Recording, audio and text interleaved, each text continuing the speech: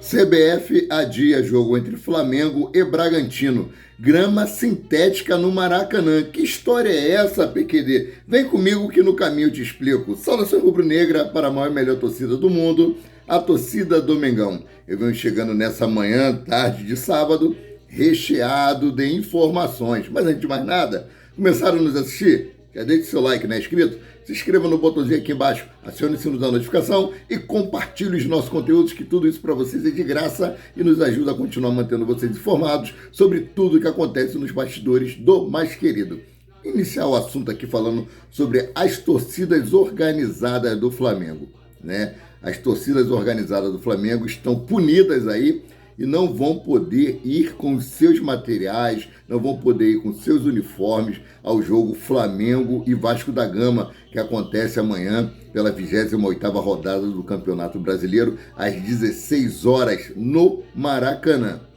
Por que essa punição, PQD? Porque o BEP, o batalhão que fiscaliza aí os estádios, né, disse que eles não emitiram um ofício dizendo que eles iriam para São Paulo assistir o jogo entre Flamengo e São Paulo pela Copa do Brasil. E estão sendo punidas. Então, a Nação 12, Império e Flamanguaça não vão poder usar aí seus instrumentos, seus uniformes.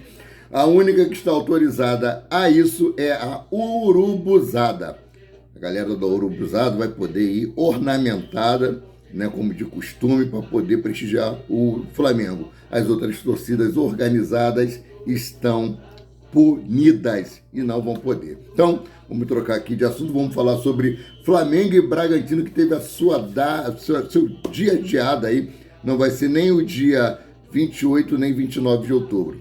Essa partida será realizada na data FIFA, próxima data FIFA, que vai aí do dia 12 ao dia 22 de novembro. Então, nesse meio tempo aí, a partida entre Flamengo e Bragantino, válida aí pela 29ª rodada, será realizada. Aí você pode falar, pô, mas PQD, que bom! O Flamengo vai poder jogar no Maracanã, perante a sua torcida. Lembrando que na data FIFA nós podemos perder aí Eric Pulgar para o Chile, podemos perder Arrascaeta para a seleção do Uruguai, ou então podemos perder até o Gerson ou um outro jogador aí que seja do agrado do técnico Fernando Diniz.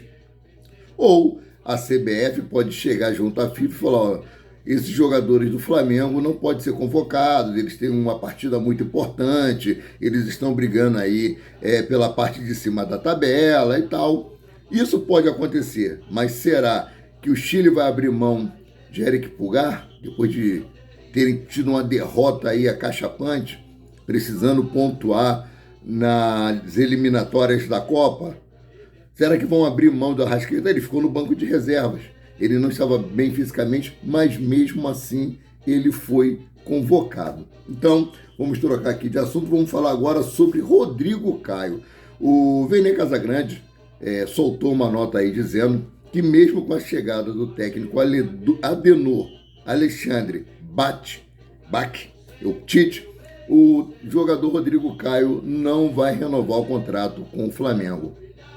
Seu contrato se encerra agora em dezembro de 2023 e nós vimos isso aí no último jogo do Flamengo contra o Cruzeiro, que Davi Luiz se machucou e o técnico Tite deu preferência a colocar o Pablo e não colocar o Rodrigo Caio, né? O Davi Luiz, que se lesionou, né, não vai ser preciso passar por cirurgia, mas ele deve ficar entre aí 4 a 6 semanas fora, né, em tratamento, talvez não volte nem para essa temporada. E com relação ao contrato de Davi Luiz, que foi renovado automaticamente após a cláusula imposta aí pelo Flamengo, que se ele cumprisse um determinado número de partidas, e ele deseja cumprir esse contrato até 2024, né?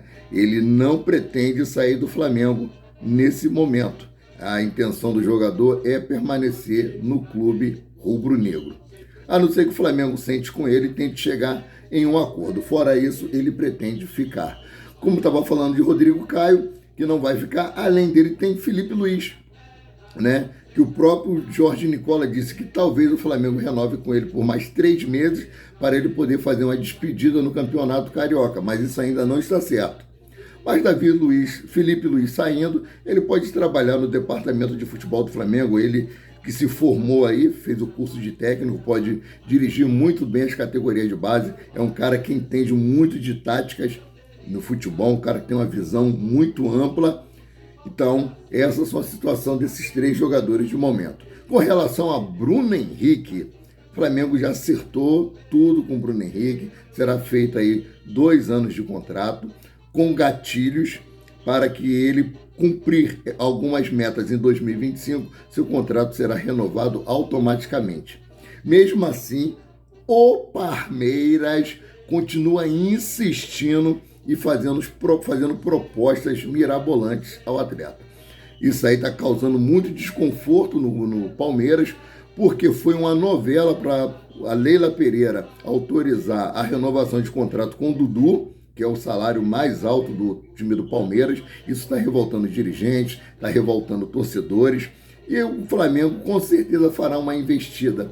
O Flamengo irá lá sondar com certeza algum jogador desse time do Palmeiras. Agora vamos falar sobre Flamengo e Vasco da Gama amanhã. O elenco do Flamengo se reapresenta hoje às 14 horas no CT Ninho do Urubu. E algo que não acontecia há muito tempo vai acontecer agora com o Tite, que é a concentração. O time vai se reapresentar às 14 horas, vai treinar e vai ficar concentrado até o horário do jogo contra o Vasco da Gama. O Tite não quer ninguém treinando, indo para casa, indo para farra. Lil Gabi aí, que gosta de cantar na madrugada. O Léo Pereira, batistaca aí, né, namorador pra cacete, não vai poder namorar hoje. Então os jogadores vão ficar concentrados até o horário do jogo. Eu vou trazer para vocês aqui a provável escalação de Flamengo e Vasco para amanhã. Para essa partida nós teremos o árbitro Rafael Claus, auxiliado aí por Danilo Simon Maniz, FIFA de São Paulo, e Evandro de Melo Lima, de São Paulo. Quarto árbitro, Alex Gomes Stefano, do Rio de Janeiro. Assessor, José Marcelino, do Rio Grande do Sul. O VAR será Daiane Caroline Muniz dos Santos, né? Auxiliar de VAR, número 1, Frederico Soares Vilarinho, de Minas Gerais. Auxiliar de VAR, número 2, Gilberto Rodrigo Castro Júnior, de Minas Gerais. Observador de VAR, Péricles Bassóis. Não é o cantor Péricles não, cara. É o árbitro aí que estará como observador de VAR. Com a ausência de Davi Luiz lesionado, automaticamente Léo Pereira é o seu substituto. Então a provável escalação do Flamengo é essa aqui, ó: Rossi, Wesley, Fabrício Bruno, Léo Pereira, Ayrton Lucas, Eric Pulgar, Thiago Maia, Gerson, Everton Ribeiro ou Arrascaeta, Bruno Henrique e Pedro. Provável time que Ramon Dias deve levar a campo é o seguinte: Léo Jardim, Paulo Henrique, Medel, Léo e Lucas Piton, Zé Gabriel, Praxedes, Paulinho e Player, Gabriel Peck e Vegete. Esse daí é a provável escalação do Fiasco da Gama. O estádio para esse jogo deve estar lotado. Quase todos os ingressos já foram vendidos. Agora vamos falar sobre gramado sintético no Maracanã. Exatamente isso aí. O que acontece? O governo do estado fez alguns ajustes no edital da licitação que deve sair em breve. Os times que estão aí tentando manter-se no Maracanã, que é Flamengo e Fluminense, tem a concorrência aí do Grupo Metrópolis e o Grupo Vasco da Gama. No novo edital, a CBF, né, o governo do estado, autorizou aí que seja colocado gramado sintético no Maracanã, coisa que o Flamengo não quer.